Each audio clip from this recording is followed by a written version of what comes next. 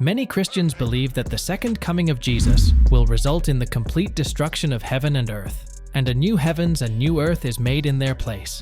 Others believe that we all simply either go to heaven or hell when we die, with no real understanding of what the second coming of Christ could mean. But the Bible does not teach any of these conclusions. Did you know that there will still be nations on earth even after Jesus returns as king, and that Israel is said to be saved from her enemies by Jesus? Let's take a look at Zechariah chapter 14 and verses 16 to 19. Then the survivors from all the nations that have attacked Jerusalem will go up year after year to worship the King, the Lord Almighty, and to celebrate the Festival of Tabernacles. If any of the peoples of the earth do not go up to Jerusalem to worship the King, the Lord Almighty, they will have no rain. If the Egyptian people do not go up and take part, they will have no rain. The Lord will bring on them the plague he inflicts on the nations that do not go up to celebrate the Festival of Tabernacles. This will be the punishment of Egypt, and the punishment of all the nations that do not go up to celebrate the Festival of Tabernacles. See, this is after the war in which all of the surrounding nations have attacked Israel.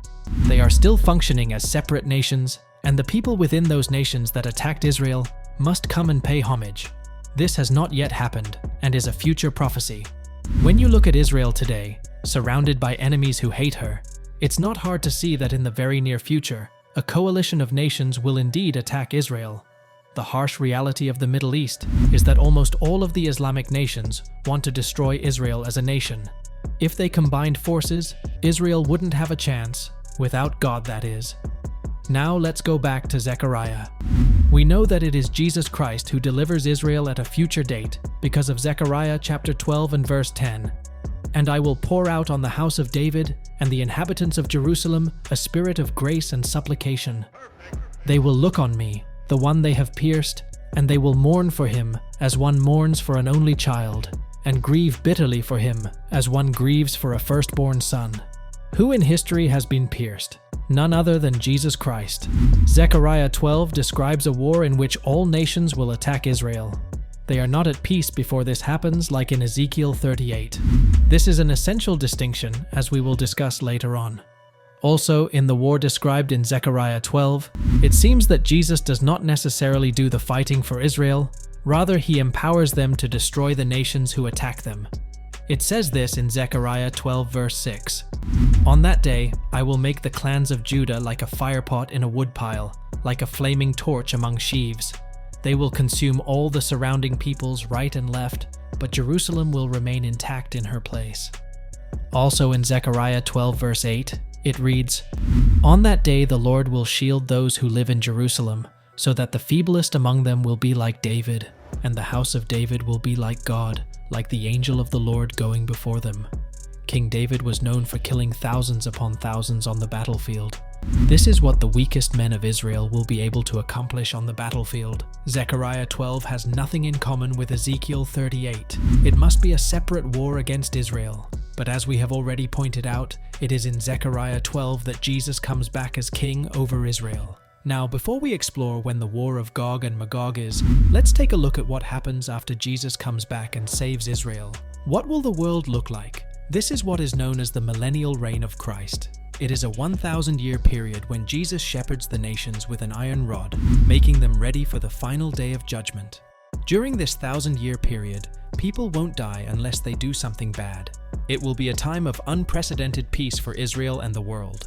The book of Isaiah is littered with examples of what the millennial reign will be like, such as the scripture in Isaiah 65 verse 22, which reads, No longer will they build houses and others live in them, or plant and others eat.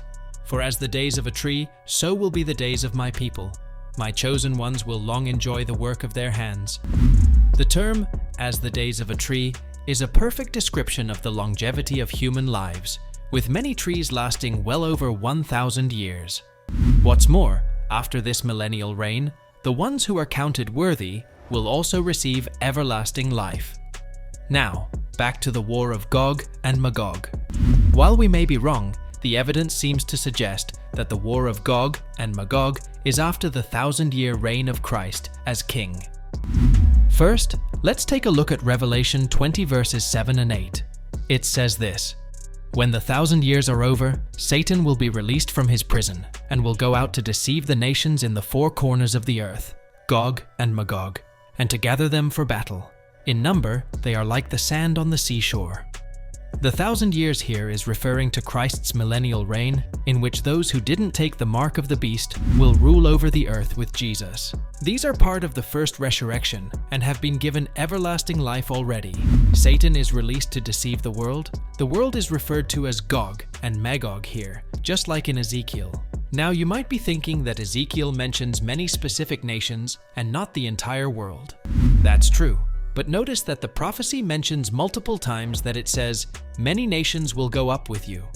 For example, in Ezekiel 38 and verse 9 it reads, "You and all your troops and the many nations with you will go up, advancing like a storm. You will be like a cloud covering the land." Those nations mentioned will take the lead in the war, but the entire world will go up against a restored Israel. There are other reasons to believe that this war is the final one that settles everything once and for all. Notice that God uses fire and brimstone as his weapon of choice in Ezekiel 38 verse 22.